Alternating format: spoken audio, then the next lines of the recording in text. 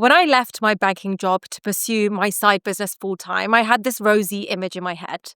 I'd be my own boss, I'd make my own hours, I'll build something meaningful whilst working from cute cafes. It only took a few weeks, however, for me to realize that it couldn't be more different. So in this video, I wanted to break down the brutal truths about solo entrepreneurship and how to overcome them to succeed. And we'll be doing this across 3 important revenue milestones: getting to your first 50K in revenue, scaling to 100K, and then pushing beyond to sustainable growth. So let's dive into the things that nobody tells you about this journey. So let's start with the first stage of business, and that is the survival phase. It's about, in revenue numbers, getting to your first 50K in annual revenue. You're figuring out here if your idea even works, if anyone will pay you, and if you can actually do this. So the first thing to know is that you need to be prepared to climb the cringe mountain, and often in public. When you're starting a business, essentially a public one where your friends and family can see your work, you have to climb something called the cringe mountain. And the cringe mountain, it's brutal because you're not climbing it alone,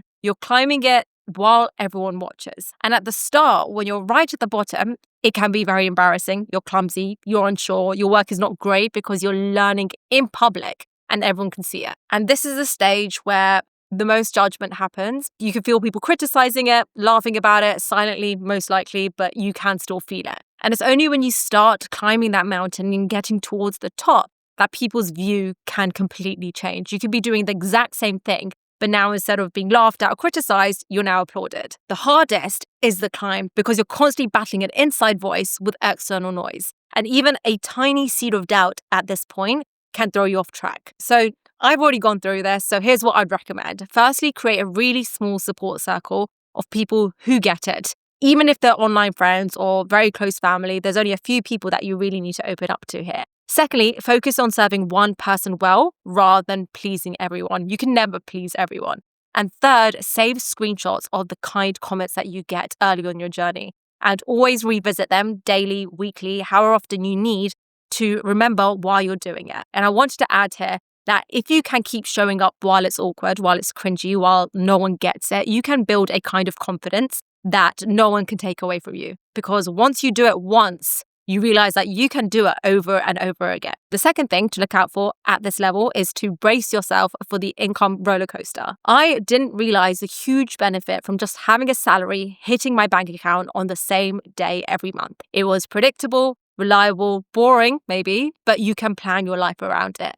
And then I started my business and suddenly my income was fluctuating month on month. One month I'd make 3 months worth of my banking salary, and the next I'll make 25% of it. And then the next I'll make less than 20% of it. And this isn't just financially stressful. It actually messes with your head because during the busy periods, you're really excited. You are a bit overwhelmed with work, but during the quieter periods, you have this panic and anxiety. You're starting to wonder if this is the new normal and if you should just update your CV and go back into your full-time job. What makes this especially challenging when you're just starting out is that each downturn, it feels permanent when you're new because you don't have years of data, so you can't see the natural cycles of your business. So what I found worked incredibly well during this stage or this cycle for me is firstly, have a financial buffer specifically for your side business. This is separate to your personal emergency fund. This is for your business capital buffer, so you don't make desperate decisions. Secondly, create something that brings in recurring revenue, even if it's just a small subscription, but it gives you that confidence that something's going to come in every month. And third, have a specific slow period plan that you can activate at any point. And the third biggest factor to consider at this survival phase is that your motivation will flatline repeatedly, and you need to be ready for it. Because if you don't overcome this, you will give up on your solo entrepreneurship journey before seeing any material progress. There is this myth that if you're passionate about your business, motivation will never be a problem. That is complete nonsense. Even when you love what you do, you'll have days, sometimes weeks actually, where you just don't want to show up, where every task just feels pointless. I hit the lowest point for the first time about 6 months in. I'd been working constantly and I, at this point, saw a huge dip. So I seriously considered giving it all up at this point and thinking, okay, I need to go back into banking. But what people don't tell you is just how your revenue works in cycles. Your motivation will also work in cycles, often attached to your revenue. So when you're alone, there's no boss or team counting on you to push through those low periods. So you need to do it by yourself. So 2 things that massively helped me here is first, know your why, the deeper reason that pulls you through those low periods of motivation. And second, create artificial accountability. So what I often did was I'll announce deadlines or launches publicly. That way I had to force myself to deliver because there was no turning back at that point. Now moving on to level 2, and this is the scaling phase. At this point, you've made it past the 50K annual revenue mark and you're already making money and you want to take it to the next stage. What are the issues that you're likely going to face at this point? First, analysis paralysis. It is real. In a regular job, you're responsible for your specific role. But when you start a business alone, you're suddenly the CEO, you're the CFO, the CMO, the COO, the customer service rep. The sheer number of decisions you have to make every single day at this point can be exhausting. You're thinking, okay, have I priced this right? Should I use Stripe or PayPal? What about my logo? How can I improve my website, my business structure? And you feel like you're chasing your tail. The truth is, your brain only has capacity for so many complex decisions each day. And when you're depleted, you start making choices that are just counterintuitive to what you should be doing. So here's what I focused on in this stage. Create systems for decisions that repeat. So have set working hours, use meal prep in your personal life that helps you with your solo entrepreneurship life. Use the good enough for now rule. So get things 80% right and then move on. And third, just find one entrepreneur that you respect. And at the start, you can just copy their tools and their systems. And actually, one of the tools that I use for my website and to sell my newest product, the Financial Wellbeing Toolkit, is Hostinger Horizons, who are very kindly sponsoring today's video. Hostinger is an all-in-one solution that makes creating a powerful online presence easier than ever. So whether you're a freelancer who wants to showcase your portfolio or you're building a side business, Hostinger Horizons has you covered with its AI-powered website and web app builder. So here's how it works. You start by simply entering your idea. So you tell Hostinger Horizons what you're looking for. Maybe it's a personal portfolio, maybe it's a really sleek landing page, a simple e-commerce store, or a personal habit, or even a budget tracker. Their AI will generate a complete professional looking web app for you in seconds. From there, you can then refine it even further. You could tweak the layout, you could adjust the colors, and you make it exactly what you want, all with the AI assistance, making it incredibly easy to adjust in real time. And then when you're ready, go live with just one click. No complicated deployment or third-party connections. It's all built into this. Plus, you can manage hosting, domains, email, all in one place, which means less hassle and more time for focusing on the other parts of the business that actually matter. We personally use Hostinger for our own website hosting, and it's been a game changer in terms of ease, reliability, and speed. We actually moved from another platform to Hostinger. And the best part is Hostinger offers a 30-day money-back guarantee, so you can try it completely for free. You can get a free trial today with Hostinger Horizons. Use my code Nischa, Nischa, to get 10% off your first month. Link is below in the description. Moving on to the next issue you'll face at this level, and that is resource constraints. The thing nobody tells you about solo entrepreneurship is that you're going to be severely resource constrained. And I don't mean just by money. You'll be constrained by time, by skills, by connection, by energy too. And what I often found in the early stages was I was comparing my starting off look to someone else who was 5 years into their journey. And I felt bad about it. I felt like I was comparing myself and wondering why I look or why I am so far behind. And here's what I now realize is that those early stage constraints can actually be your biggest advantage if you approach it the right way. Because when you're just starting out, you have something that established brands or people don't. You have the permission to be scrappy. You can implement ideas really quickly. You could test concepts without bureaucracy. You can pivot instantly when something isn't working. There's no team meetings that you need. No,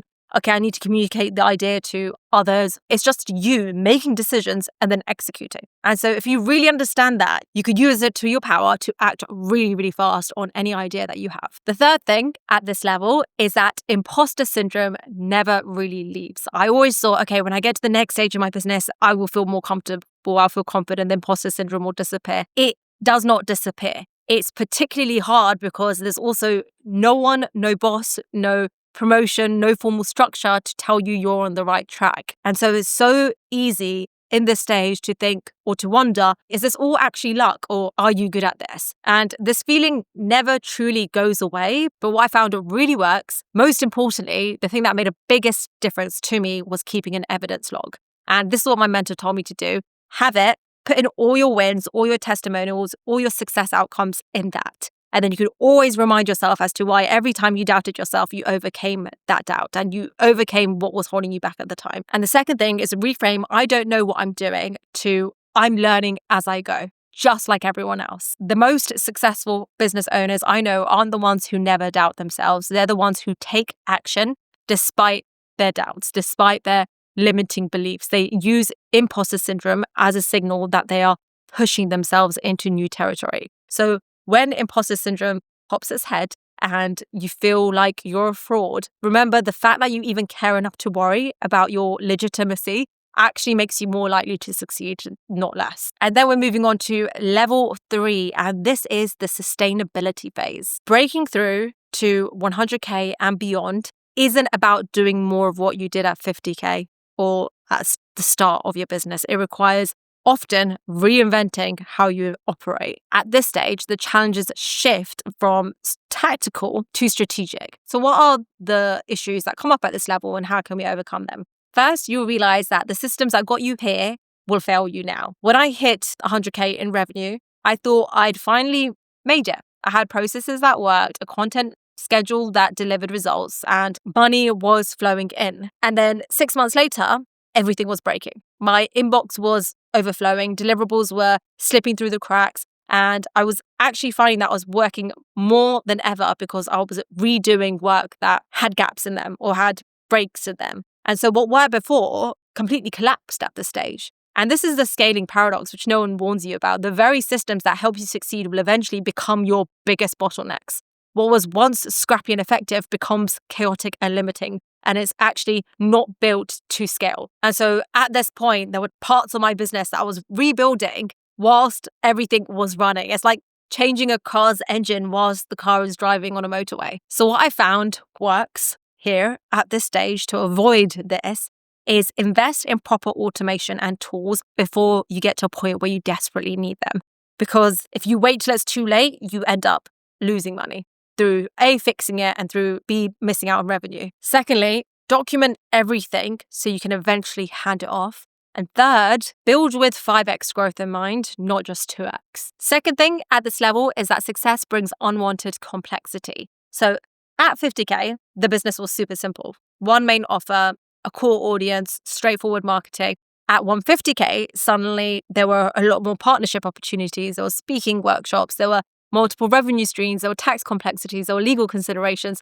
My once simple business had morphed into something that was far more complex and had to be done properly. And then there's the trade-off of, do I say yes to this thing or do I actually focus on what I'm building at this current stage? The more options that come in make it a lot more harder to stay focused. And you also at this stage start questioning or losing sight of your original mission because you start thinking about all the other things that you could be doing now that you've built this momentum. Should you launch this membership or should you create this new course? And suddenly the clarity that drove you in your early success becomes clouded with so many possibilities. So what I found works when you hit this stage is to revisit and recommit to your core mission regularly. We have our mission statement written in almost every document, every platform that we have. And every time someone new comes in or a contractor joins, they see it and understand it straight away. It's to help people take control of their money and ultimately their lives through easy, actionable personal finance tips. That is the overarching mission, and everything that we do has to draw into that. Secondly, learn to say no to good opportunities so you can say yes to great ones. And third, create a decision-making framework for whatever that decision is so that you know how to evaluate new opportunities that come through. And the third thing you realize here is that the leadership gap truly becomes apparent. Starting off, it was just me making all the decisions, but after I crossed a certain revenue, I had to bring on contractors and then part-time help and then eventually full-time team members. And that's when I realized that managing myself was one thing, but suddenly I was responsible for other people's work, growth, their livelihoods. And leadership isn't just about managing others, it's about managing yourself at a higher level. And the skills that got you to 100K, which was hustling, wearing all the hats, making quick decisions, are often the opposite of what you need to do to get to 500K and beyond. It's delegation, it's system thinking, it's strategic patience. And that's hard, but it's essential. And what I've found works here is invest in leadership development before you think you need it. Secondly, create clear values and expectations for your team. Clear communication is vital. And thirdly, recognize that your business can't grow beyond your personal capacity to lead others. And that is the third level. And despite all these ugly truths, I still wouldn't trade being a solo entrepreneur for anything. Because there's one beautiful truth that outweighs all the challenges, and that's the freedom to create something meaningful on your own terms. When you push through the isolation and you actually build a community around your business, when you learn to make decisions quickly and confidently, when you develop sustainable motivation habits and systems that you can rely on, solo entrepreneurship actually does become what you imagined. And I'm not saying it's easy by any means, but being aware of these challenges from the start does give you a massive advantage. You can preempt what's coming and then overcome them before they derail your business or your personal life. So if you're starting a business alone or you're thinking about it, I'd love to know which of these challenges resonates with you and how you go about implementing some of the solutions. Let me know in the comments. And if you found this video helpful, feel free to share it with someone else who might be on their solo journey. Thank you for watching and see you next week.